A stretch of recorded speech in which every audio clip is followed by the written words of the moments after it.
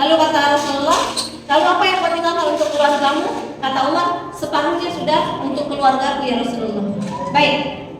Lalu kata Abu Bakar, ya Rasulullah, kuberikan seluruh hartaku untuk Allah dan Rasulnya. Kata Rasulullah, lalu apa yang kau tinggalkan untuk keluargamu? Aku tinggalkan mereka kepada sesuatu yang tidak pernah aku khawatirkan. Kepada siapa ya Abu Bakar? Kepada Allah dan Rasulnya. Aku yakin Allah tidak akan pernah mengecewakanku. Aku yakin Rasulullah tidak akan pernah mengecewakanku. Aku titipkan keluargaku kepada Allah dan Rasulnya. Masya Allah. Lalu apa kata Umar? Ya Abu Bakar, sungguh aku tidak pernah menang dalam pertarungan amal soleh jika bertarung denganmu. Masya Allah.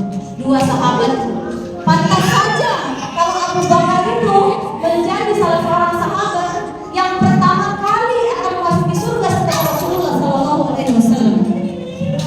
Sahabat yang dibukakan semua pintu surga, tinggal pilih mau masuk ke mana. Itulah seorang Abu Bakar. Yang tadi Bu, masalah sedekahnya itu tidak diragukan lagi. Keyakinannya menitipkan keluarga kita kan enggak gitu ya Bu. Ini kalau sedekah, anak kita makan apa? Ini kalau sedekah, ya udah buat beli kue lebaran kurang loh. Kita kalau ada semuanya, padahal ya biar yang semuanya itu kalau Allah menginginkan kita mendapatkannya, kita bisa mendapatkannya tanpa membelinya. Ya Bu ya. Lebih itu ya, Masya Allah, luar biasa. Nah, kemudian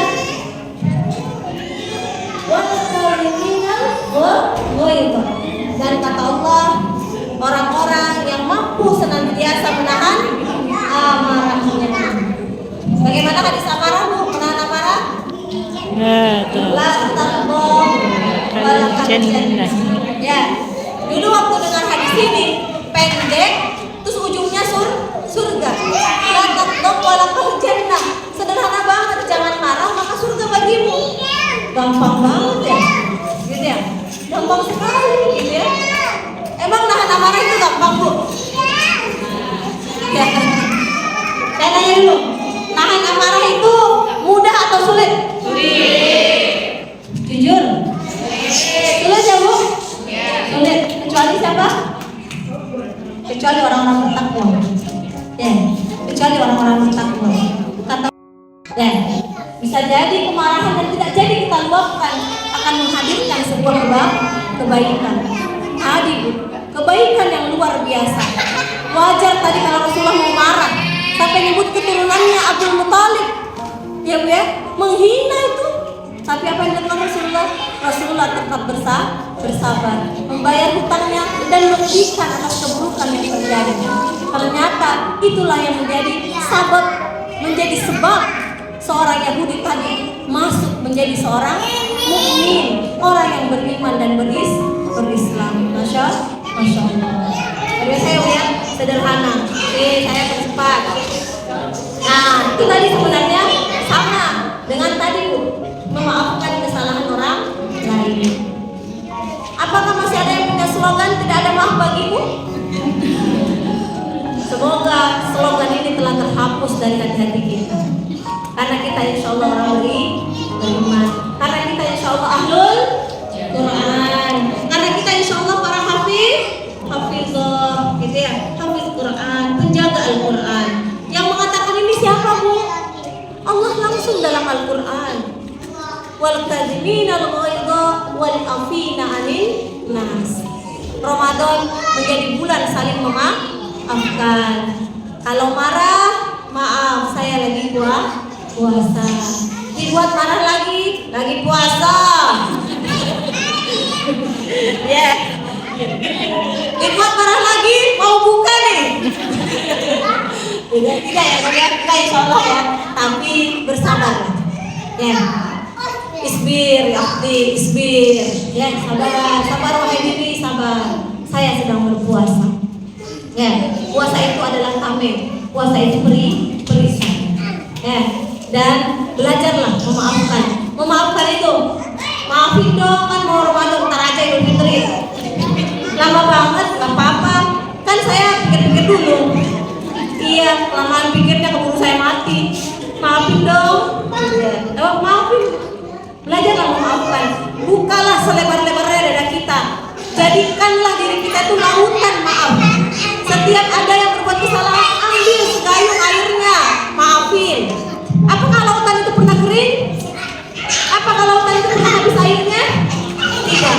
Maka buatlah lautan maaf dalam kehidupan kita.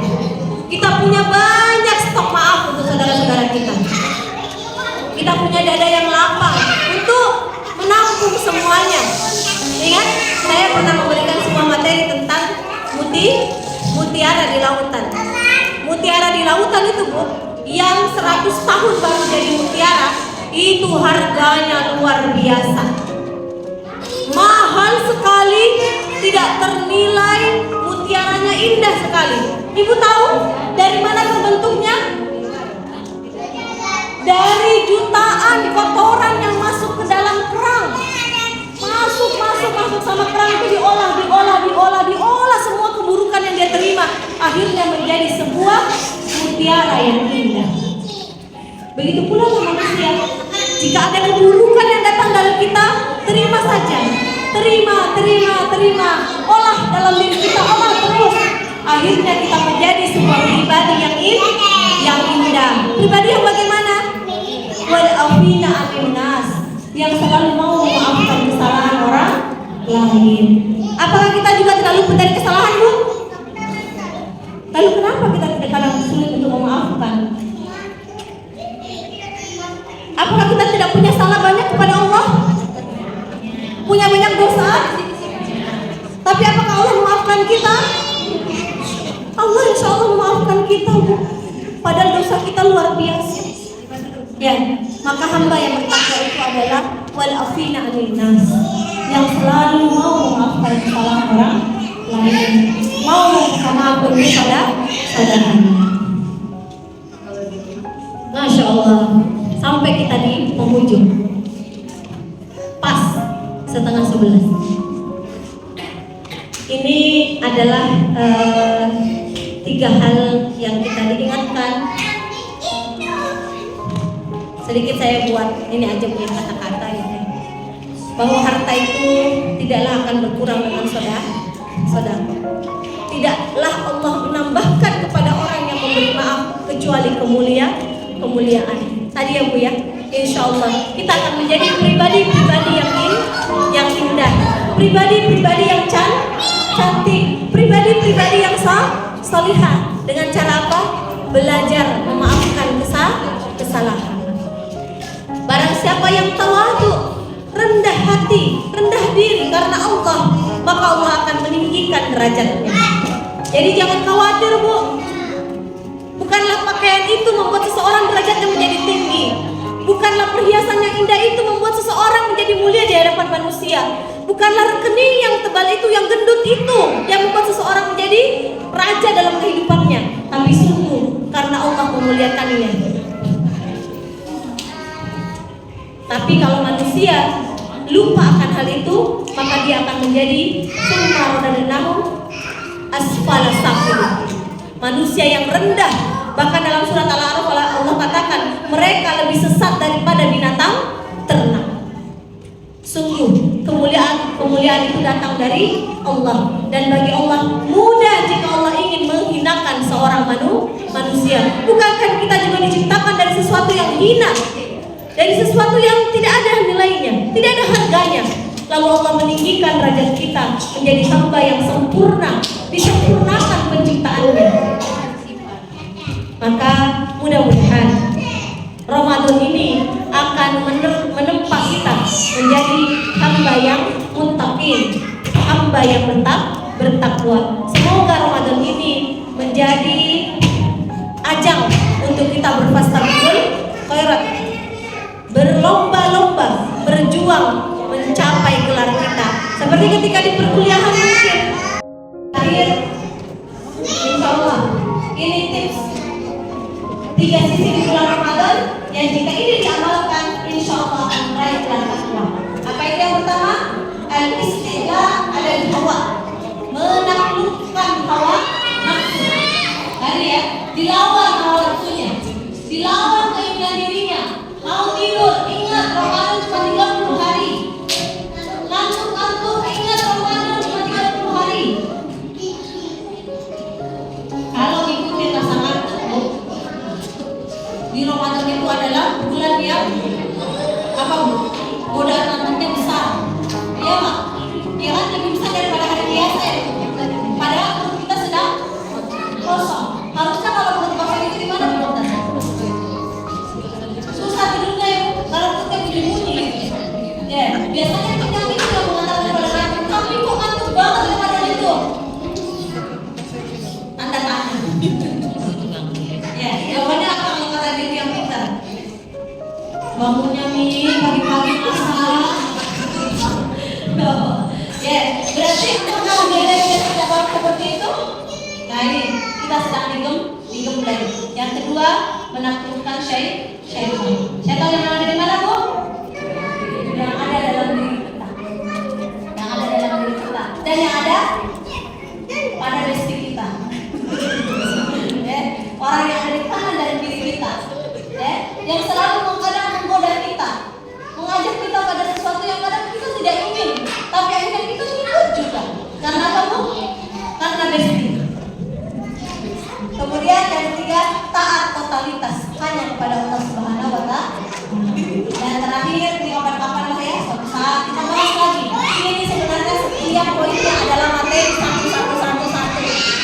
Ya, yang terakhir adalah ma'iyatullah, kebersamaan kita dengan Allah. Rasakanlah di bulan Ramadan Allah sedang bersama dengan kita. Jadilah al-abid, Abdullah, hamba Allah. Jadilah seorang mujahid, seorang pejuang, supaya pertolongan Allah untuk kita di bulan Ramadan itu Allah berikan kepada kita semua. Ya, jadi apa tadi? Al-abid, jadi hamba Allah, jadi Abdullah. Ya. Yang kedua, jadilah seorang al-mujahid, seorang pejuang. Pejuang itu punya militansi, daya juang yang gak pernah mundur. Dia punya semangat, pantang mundur. Ramadan kemarin saya khatam 2 kali. Ramadan ini harus 4 kali. Apapun yang terjadi. Pokoknya apa yang terjadi enggak, terjadi ya. Tapi pokoknya apapun yang terjadi, maju dulu aja. Gitu ya. Bagaimana caranya? Enggak tahu lah. Ya, pokoknya bagaimana caranya ikut 4 kali. Tadarus sini ikut, tadarus sini ikut, tadarus sini ikut. 1 juz, 3 juz, 1 juz di rumah. 4 juz 1 hari. Ya Allah ya. Allah Akbar. Ya pokoknya gitu, kalau pejuang itu punya militansi, punya daya juang. Maju aja dulu. Urusan nanti, urusan belakangan. Karena kita punya Allah. Kita punya backup yang tertinggi. Siapa? Allah Subhanahu wa Ta'ala. Allah yang tolong saya. Allah yang bantu saya.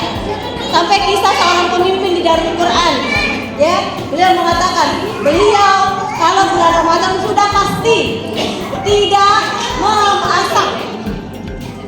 Semuanya beli. Makanya nabungnya bukan buat mudik, buat beli makanan di bulan Ramadan. Berapa kali beliau khatam dalam 1 kali Ramadan? 10 kali.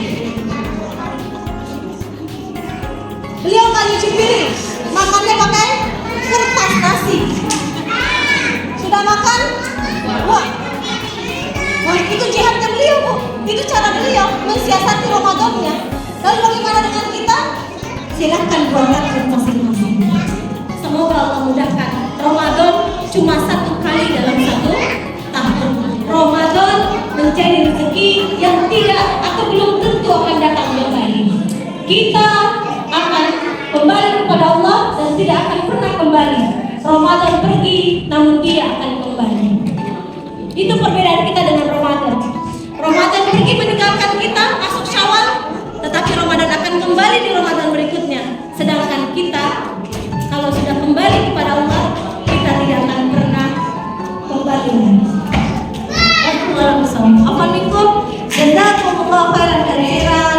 Semoga Allah Subhanahu wa taala membukakan pintu-pintu kemudahan untuk kita beribadah dan beramal saleh di bulan Ramadan. Saya mohon maaf atas segala kekurangan, yang benar datangnya dari Allah Subhanahu wa taala, segala kekurangan dari saya pribadi. Alhamdulillah,